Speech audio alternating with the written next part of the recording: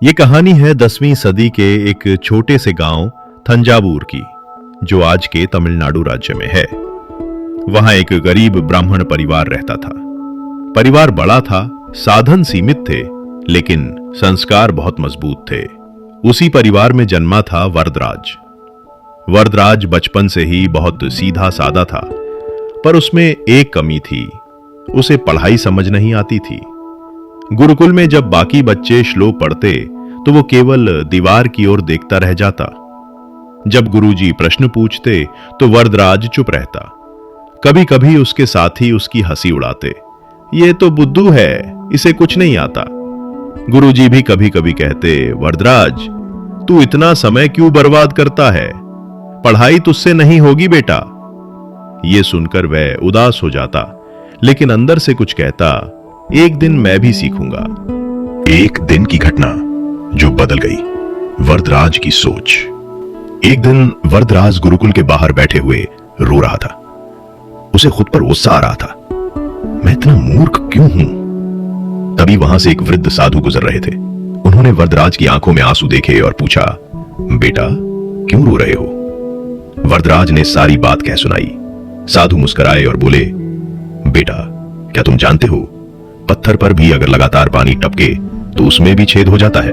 तो फिर मनुष्य का मन तो बहुत कोमल होता है, अगर तुम अभ्यास करते रहो तो तुम्हें कोई नहीं रोक सकता।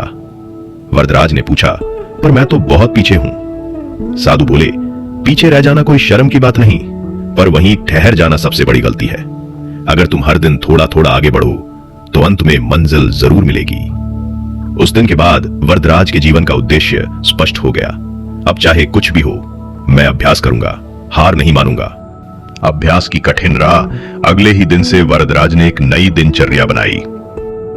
सुबह सूरज निकलने से पहले उठना, पहले दिन के पाठ को दोहराना, कठिन शब्दों को बार बार लिखना, श्लोकों को रटने की जगह उनका अर्थ समझना, हर दिन गुरुजी से एक नई बात पूछना।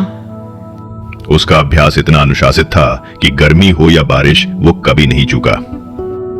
पहले जो उसे बुद्धू कहते थे, वे अब उसे गंभीरता से देखने लगे। हाँ, रास्ता आसान नहीं था।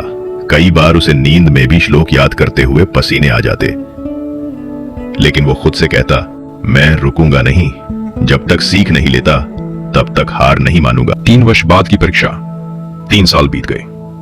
वरदराज अब पहले से बहुत आगे निकल चुका था। उसकी आंखों में आत्मविश्वास था। अब वो केवल पाठ नहीं पढ़ता था, बल्कि उसमें अर्थ और भावना भी जुड़ता था। गुरुकुल में एक दिन एक बहुत बड़ी प्रतियोगिता रखी गई। पास के सभी गांव के विद्वान छात्र उसमें भाग लेने आए। विषय था संस्कृत, व्याकरण और दर्शन।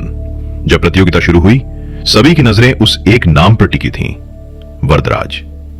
जहां बाकी छात्र प्रश्नों का उत्तर रट कर दे रहे थे, वहीं वरदराज ने उत्तरों को तर्क और व्याख्या के साथ प्रस्तुत किया। उसने एक नया दृष्टिकोण दिया, जिससे सभी आश्चर्यचकित हो गए। प्रतियोगिता के अंत में प्रधानाचार्य ने कहा, आज इस गुरुकुल में एक नया सूर्य उगा है। वरदराज, तुमने अपने अभ्यास से साबित किया है कि मनुष्य चाहे तो कुछ भी कर सकता है।